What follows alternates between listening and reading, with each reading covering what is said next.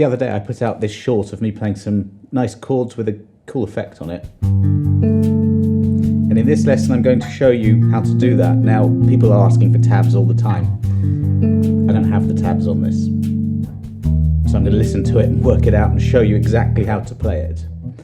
And I'll show you the shapes along the way and everything you need to know. So as I was doing this for that lesson, I was improvising, and I'll talk to you a little bit about how I was doing that. So that's the other reason there's no tab, it's just playing it and see what happens. So this is the first bit.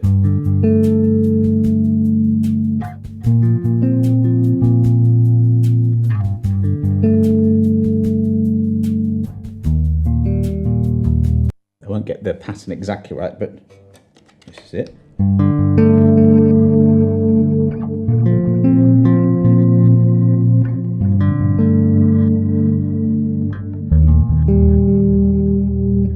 Now for an in-depth run into the effects I'm using here, watch this video here, but this is the chord shape.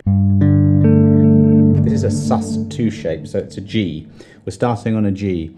I'm going to give you some pre-existing chord shapes that I've got from previous lessons, and whenever you see the red blob, you just move it to where we want. So the 10th fret of the A string is G, so this is a G sus2.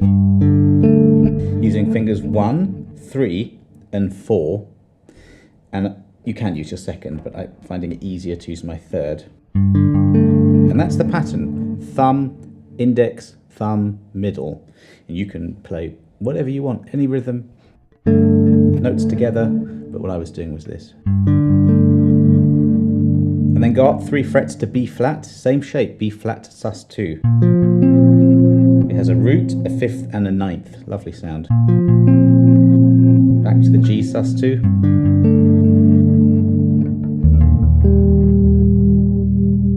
And that there is a very common shape. This is just a major shape. We're starting on the E flat, 11th fret E string, first finger. Third finger 2 frets higher on the next string, that's the 5th. And then if you put your second finger on the 12th fret of the G string, that's the 3rd up the octave. A very simple but effective pattern. I've already forgotten the rhythm I did on that, let's have a listen.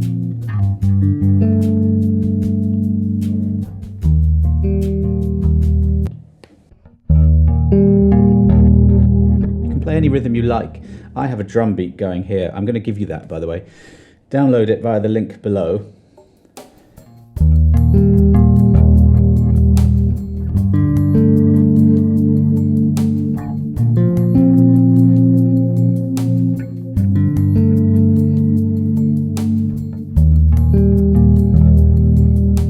Okay, so that's the first bit, just a G sus2. Up to a B flat sus2, up 3 frets, back to the G sus2, to this E flat major chord. What you could do is just cycle that around. In this one I think I moved somewhere else.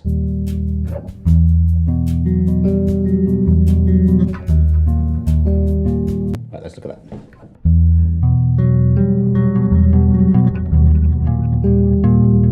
I love that kind of Danny Elfman-esque, quite gothic sound there. This is an E minor add 9 chord. So the beginning of it is exactly the same as this sus2 shape. So now we're on the E, the 12th fret, and we've got the beginning of that sus2 shape. This is a hard one to play, I'm not going to lie. So we've got the first finger having to bar. So you're using the fingertip to play the note on the 12th fret of the E string, and then just bringing your first finger down and playing the same fret on the G string. And you have to curl your fingers so that this is not easy, so that you don't accidentally mute a string. And it really is about positioning the bass so that you can keep everything as comfortable as possible.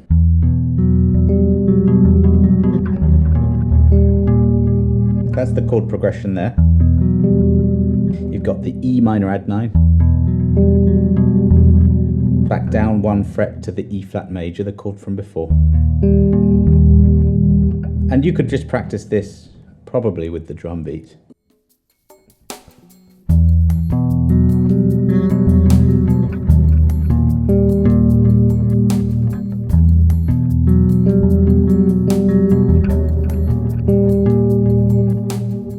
I'm back from holiday recently. I didn't play the bass at all. I've recorded one lesson which was quite easy, and I haven't done any chords in that time, and I'm feeling this already, so be a bit careful with this, and you'll hear some mistakes in this lesson because I can't really reach. Do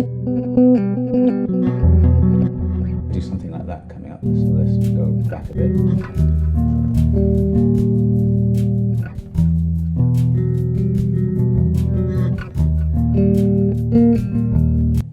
There.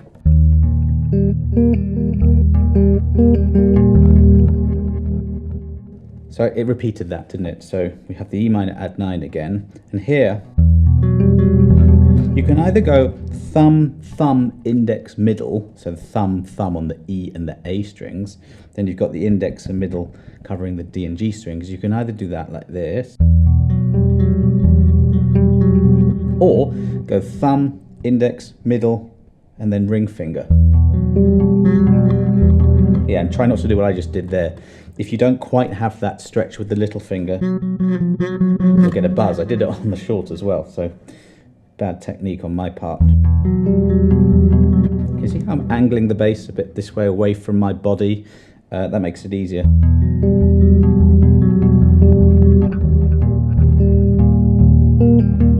That's what I did on that chord. So we've got the E flat major. Little finger is stretching out to the 15th fret, the B flat. And you can do a pull off.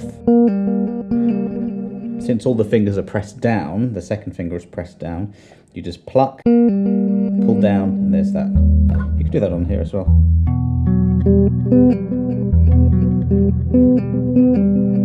I think that happens further on. Let's carry on.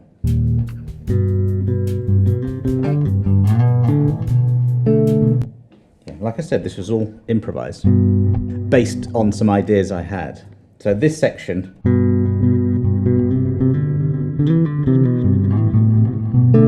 yeah, something like that. I forgot what it was actually. Brief explanation. They've moved to the key of G major. It's so important to know the scale and the patterns, because all I was doing was just notes of that scale. I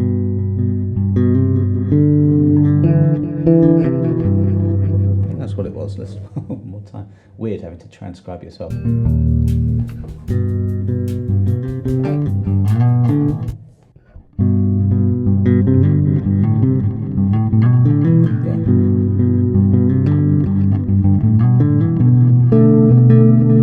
Okay, so this is the 10th fret of the A string, the G major scale. So just a double stop there, 2 notes. So we've got the G, and then we have a B here. Playing those together, thumb, first finger, and just going up the scale.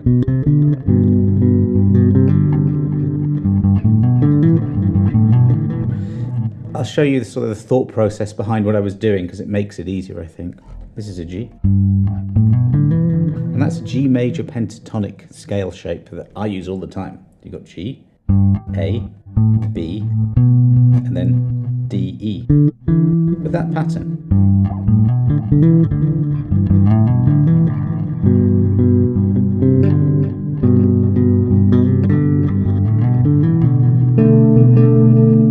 Here we have a very simple chord shape. This is a minor 7.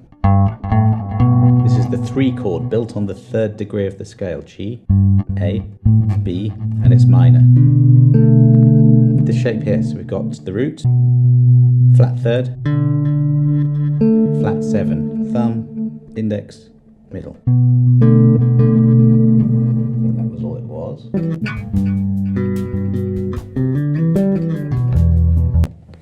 Lots of pentatonic.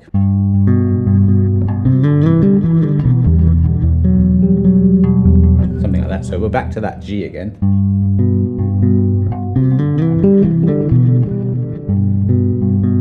That little lick there. Another major, exactly the same shape as I showed you before. This time we're on the D string. I'll tell you the fret numbers. So fret 10, 12, 14. 12 on the G string, and then running down a minor pentatonic there. This is why you need to know your basic kind of shapes. So if I say a minor pentatonic, you would know how to play that. That's how it is, really slowly.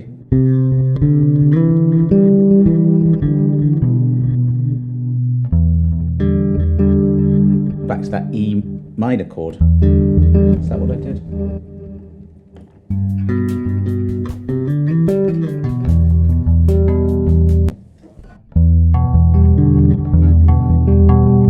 I should have done that much better.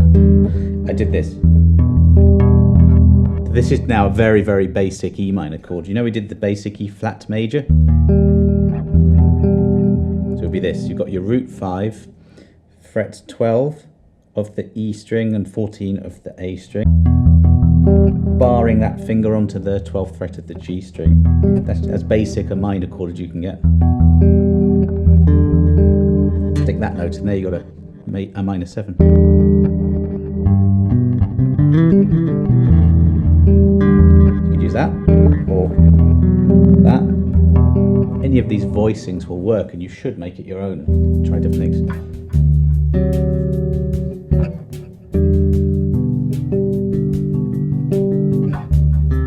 Okay, very simple here.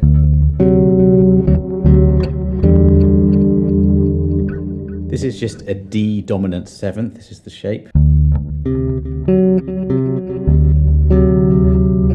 Frets 10, 10 and 11 on the E, D and G strings. I love that chord progression.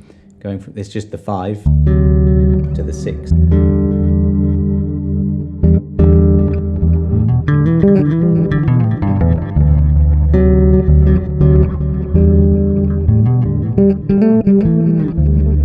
All this is minor pentatonic, so there's the shape.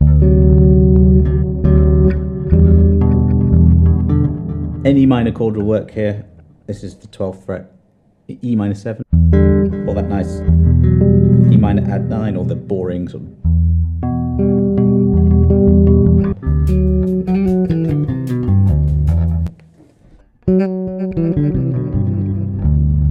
So this is coming from knowing that a chord like this has an underlying set of notes that fit over it. There's different ways of thinking about it, but this is the 5 chord, and you have your Mixolydian mode. And that's the point. I don't think about it. I just know that those notes over that chord work. Let me just give you that slowly so you can work on this. So going from the 10th fret of the E string, D, E, we're just going up. Looks like a major scale, and then we've got a flat 7.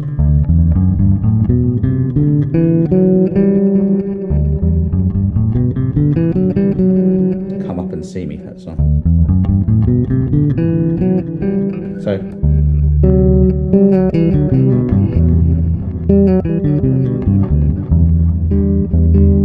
what's the notes I used from here? I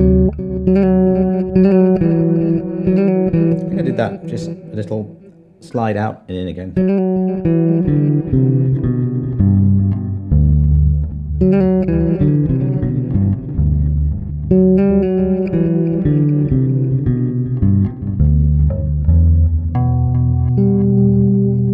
To the E minor chord.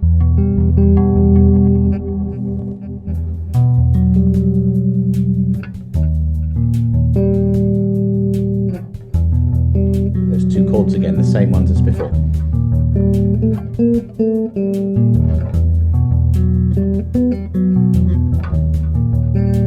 Only difference there, hey, subscribe, reminder, subscribe to the channel. There.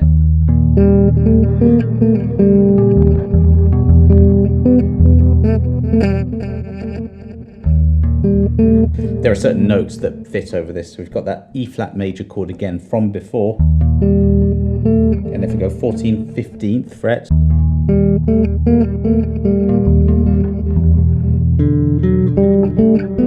these notes work now, 12, 14, 16 frets over this chord. So I almost can't play it now just because I'm so out of practice, but their buzz.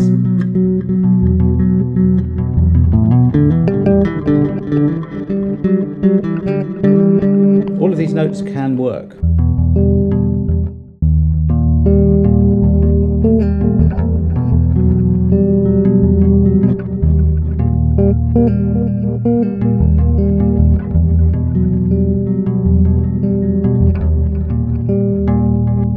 This kind of practice, I find, even if we don't play chords very often on bass, I'm really working on the hand stretch there, which is good for normal traditional bass playing. And also timing and coordination, all these things that I've massively lost over the last 3 weeks. Very good practice for all of that. You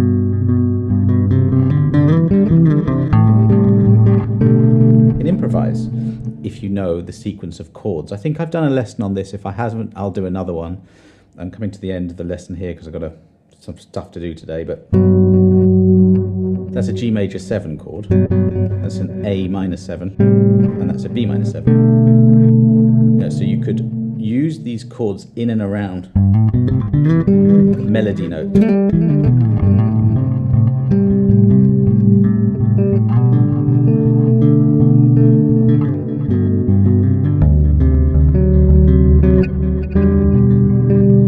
Kind of thing.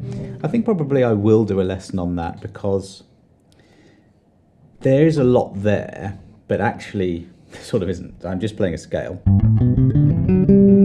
I know that some chords fit to those scale notes. I've got some technique down, and this is how you can do this.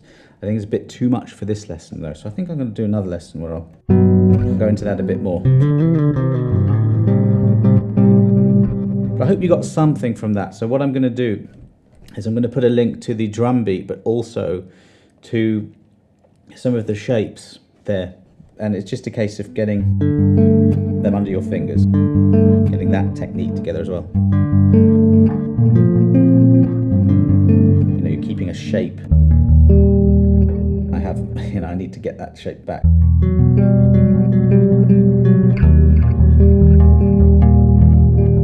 So yeah, you can create different rhythms by just using these different fingers here.